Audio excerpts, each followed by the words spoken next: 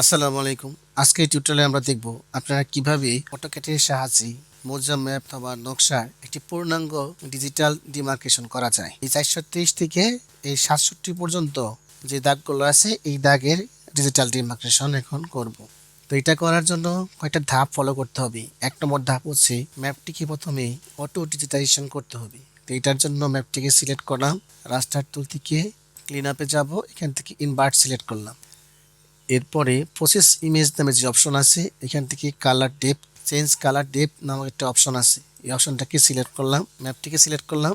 এরপর মাউসের right button থেকে ক্লিক করলে আমরা পাবো বিটনাল নামের একটা অপশন। এই বিটনালে ক্লিক করব। ক্লিক করার সাথে দেখবেন যে পুরো ম্যাপটাই হলুদ কালারের ব্যাকগ্রাউন্ড ছিল সেটা এখন আর নাই। পরে দেখেন আছে ফলোয়ার্স, এটা রাস্টার টুলের ভিতরেই থাকবে। এই ফলোয়ার্স থেকে যাবেন পলিলাইন ফলোয়ার্স। আমি যে এই যে লাল যে সার্কেলটা আছে, এই লাল যে রেক্টেঙ্গলটা আছে এটার ভিতরে আমি কাজ করব। সিলেক্ট করবেন এবং প্রেস এন্টার দিবেন, দেখবেন যে সাথে সাথেই এটা ড্রয়িং হয়ে গেছে। কাজটা একটু সময় নিয়ে আস্তে আস্তে করবেন, বেশি তাড়াহুড়া করলে সঠিক ব্যালেন্স পাবেন না। আর একটা কথা খেয়াল রাখবেন, যখন আপনারা ডিজিটাল রিপোর্ট দিবেন তখন কিন্তু এই পদ্ধতিটা ফলো করবেন না। আমি শুধু দেখাচ্ছি যে কী প্রক্রিয়ায় আপনারা ডিজিটাল ইমোশন করবেন, এটা আমার তাড়াতাড়ির জন্য করতেছি।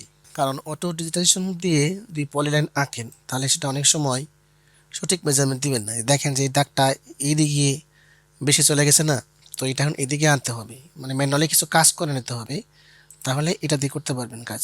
আমার এই 479 এটাতেও করতে হবে। আমার সবগুলো এখন পলিলাইন সিলেক্ট হয়ে গেছে। এখন ভিতরে যে দাগ নাম্বার আছে এই দাগ নাম্বারগুলো এখন বসায় দিতে হবে। কিবোর্ড থেকে লিখতে হবে AP দিয়ে ইন্টার দিয়ে আমার একটা লিপস এখানে অ্যাড করতে হবে।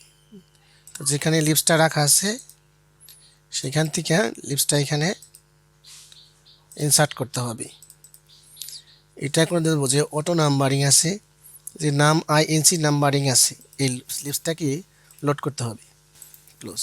কিবোর্ড থেকে লিখতে হবে নাম INC এন্টার দেওয়ার পর এখানে যে দাগ নম্বরগুলো আছে সেটা 467 থেকে শুরু করব। এই জন্য এখানে লিখতে হবে 467 আর প্রিফিক্স হবে 1। এরপর আমরা এখানে ওকে দিয়ে দেব। তাহলে এটা হচ্ছে 467, এটা 68, এটা হচ্ছে 69।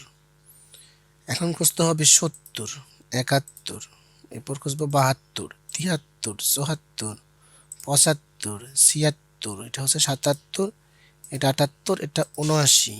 এদিকে আর নাই। এখন আমাদের 29 থেকে আবার শুরু করব।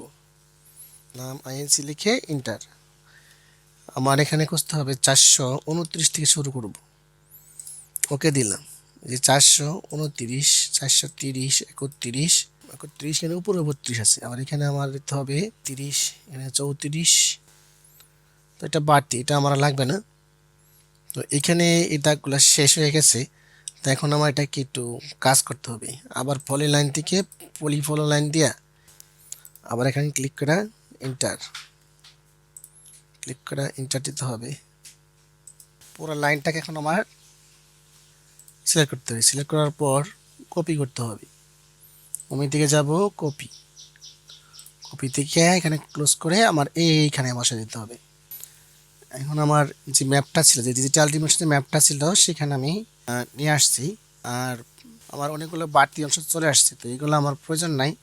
তাহলে বাড়তি অংশগুলো আমার কাটা শেষ। এভাবে সিলেক্ট করে কেটে দিবেন, সব কেটে দিবেন। যেগুলো আপনার প্রয়োজন নাই সেগুলো কেটে দিবেন। এখানে কিছু কিছু জায়গায় জয়েন হয় নাই, তো এগুলো এখন জয়েন করতে হবে। লাইন টুল দিয়ে এখান থেকে এখানে সিলেক্ট করে দিলেই হবে। আবার লাইন টুল সিলেক্ট করলাম, এখান থেকে এখানে সিলেক্ট করে দিলাম। তো এইভাবে প্রত্যেকটা প্লটকে বাউন্ডারি করতে হবে।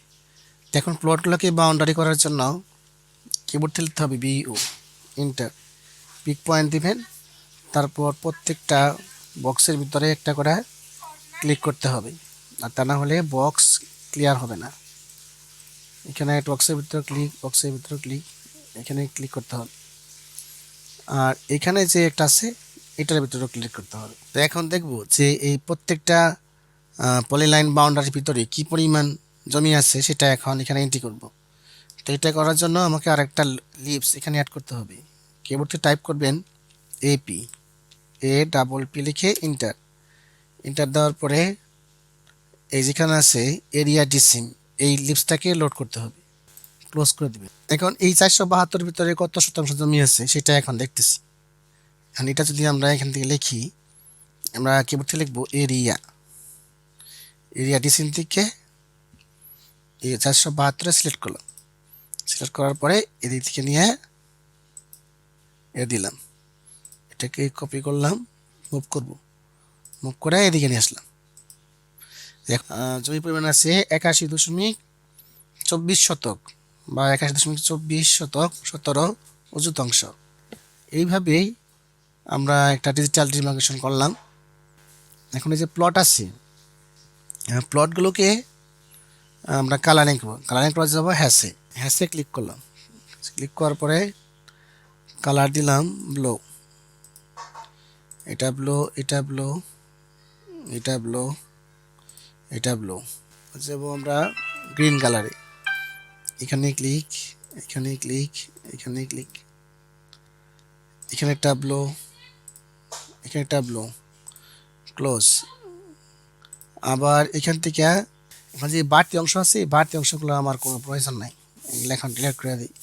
এখান থেকে একটা লাইন টানি, লাইন টানার পরে টিম সিলেক্ট করলাম, ইন্টার এসকেপ বাটন, এটা ডিলিট করে দেই, এটা ডিলিট, এটা ডিলিট। এখন দেখেন আমার যে ডিজিটাল প্যাড ছিল, প্যাডের ভিতরে খুব সুন্দর করে কালারিং করলাম। এই ডিজিটাল ডিমেনশনটি আমরা এখন প্রিন্ট করব। প্রিন্ট করার জন্য কন্ট্রোল পিতে প্রেস করব, ডিসপ্লে থেকে যাব উইন্ডো, উইন্ডো থেকে এখানে একটা ক্লিক আর এইখানে একটা ক্লিক করব। মাইক্রোসফট পিডিএফ সেট করব, পেপার সাইজ দেব A4, সেন্টার টু প্লট।